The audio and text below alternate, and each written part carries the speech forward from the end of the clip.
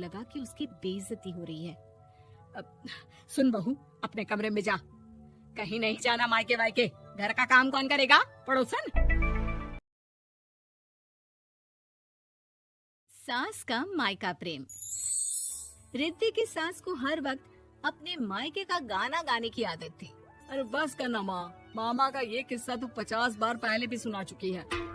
अरे हाँ, तो क्यों ना बताऊं। तेरे चाचा तो उस वक्त हाथ झाड़ कर खड़े हो गए थे। तब मामा ही था तेरा जो आगे आया और मदद की। देखो अब ठीक है ना, जो हो गया सो हो गया। क्यों एक बात को हमेशा गाती रहती हो?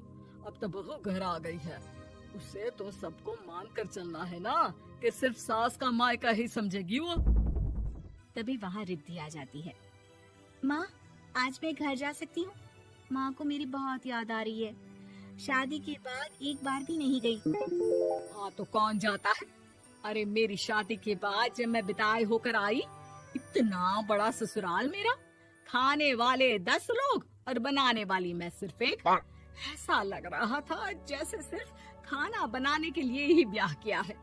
वो तो मेरा भाई था, गांव से एक काम करने वाली चाची को भेज दिया जो मेरा हाथ पटाती थी, और उसको पैसा, खाना, कपड़ा, रहने के लिए कमरा, वो सब किसने दिया था? तुम्हारे भाई ने। ये मामला रोज का था। ससुर भी जब गुस्सा होते तो वो सारी बात कह देते जो उनके मन में इतने समय से चल रही थी।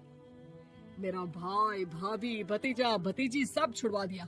मैंने जीवन भर सिर्फ तुम्हारे परिवार वालों से निभाया, लेकिन अब भी चैन नहीं है तुमको।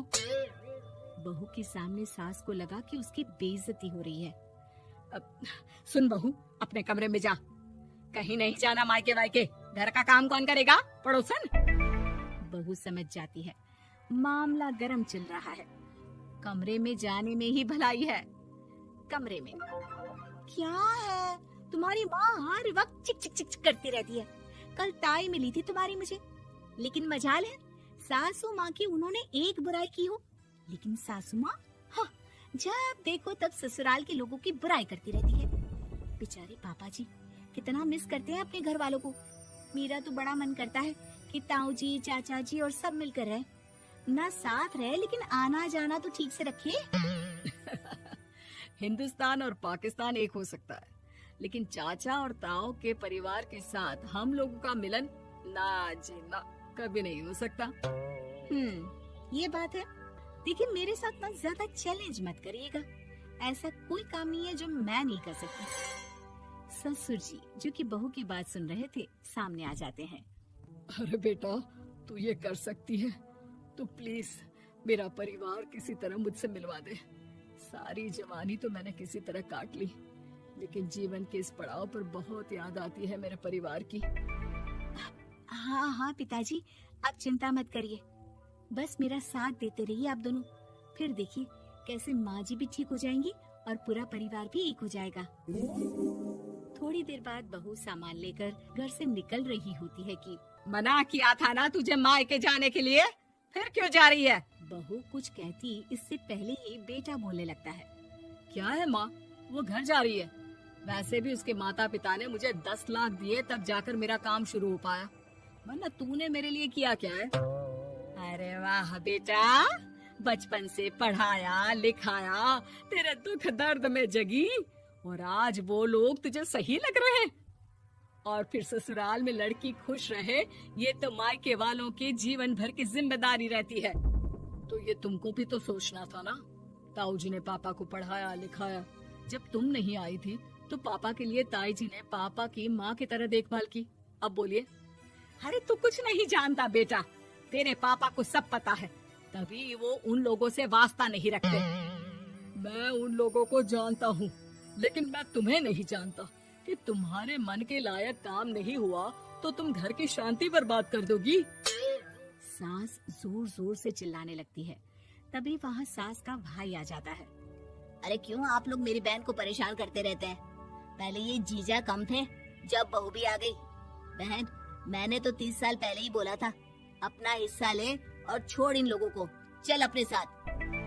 बहू समझ जाती है कि मामा ससुर की नजर किस पर है। देखा, तुम लोग मुझे अकेला मत समझना, मेरा भाई खड़ा है आज भी मेरे लिए। बहू मायके जाती है और आते वक्त साथ में एक नौकरानी ले आती है। अरे बहू, कुछ खाने को दे दे। अरे आंटी, क्यों भाभी को परेशान करती रहती हो? उनके भाई ने मुझे जिम्मेदारी दी है, किसी भी चीज की परेशानी नहीं होनी चाहिए भाभी को। जो चाहिए मुझे बोलने का। आय हाय, बहू के मायके वालों का इतना दखल। ये मेरा घर है, कोई कल का आए इसे पूरा कैप्चर कर ले, ये बर्दाश्त नहीं होगा मुझसे। क्या हो गया सासू माँ, क्यों सुबह सुबह चिल्ला रही हैं? चमेली, ओ चमेली, क्या कहा था मेरे भाई ने तुझे? अरे दीदी बहुत तेज है आपकी सासू माँ। मैंने तो बोला कुछ चाहिए तो मांग लो मुझसे। अरे निकल यहाँ से, घर को रेलवे स्टेशन बना रखा है, जो देखो वो घुमा जा रहा है यहाँ से वहाँ। ये कहीं नहीं जाएगी, ये जाएगी तो घर का काम कौन करेगा? मैं। हाँ, और क्या करती है बहुएं? घर का काम ही तो करती है, इसमें नया क्या है? तभी वहाँ ससुर जी आ जाते हैं। हाँ, तो यही बात तो तुम्हें भी समझनी चाहिए थी ना। आज बहू के मायके से नौकर आ गया तो तुम्हें बुरा लग रहा है? अरे तो उस वक्त गर्मा गर्म खाना तो सबने खाया ना। ऐसा तो नहीं है कि मेरे मायके का नौकर था तो सिर्फ मेरे लिए बनाता था। अरे निकालो इसे, फिलहाल बाद में बात करती हूँ। सास का गुस्सा जोर से नौकरानी पर फूटता है। तभी वहाँ बेटा सामान के साथ आकर खड़ा हो जाता है। चलो रिद्धी, तुम ठीक बोलती हो। मेरी माँ को तो हम लोगों की कोई फिक्र है ही नहीं, ये तो सारा दिन सिर्फ अपने बारे में सोचती है। और देखिए, मैं अब से कह रही हूँ कि अब से इस घर की तरफ आपको देखना भी नहीं है। नहीं आना आज के बाद इन लोगों से मिलने। हाँ, बस कभी कभी दिन में 2 बार मिलने आ जाओ। नहीं, बिल्कुल नहीं। ससुर झूठा नाटक करते हुए। मेरी बीवी ने मुझे मेरे ही परिवार से दूर कर दिया, आज बहू मेरा इकलौता बेटा दूर कर रही है।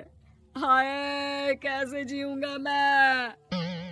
वाह, वो भाई जो आपको बेटे की तरह मानता था, उन्हें छोड़ने में तो दुख नहीं हुआ। आज खुद का बेटा छोड़कर जा रहा है तो कैसे जीऊंगा? बड़े आए। अब सास समझ चुकी थी कि उससे गलती क्या हुई है। मुझे माफ कर दे बहू, अब मेरी समझ में आ गया कि अपनों से दूर कर बीवियां पति का भला नहीं बल्कि उन्हें जीवन में अकेला कर रही है। मुझे माफ कर दे, मैं अब सबसे माफी मांग लूंगी। ससुर जी दूर से बहू को थम्स अप दिखाते हैं।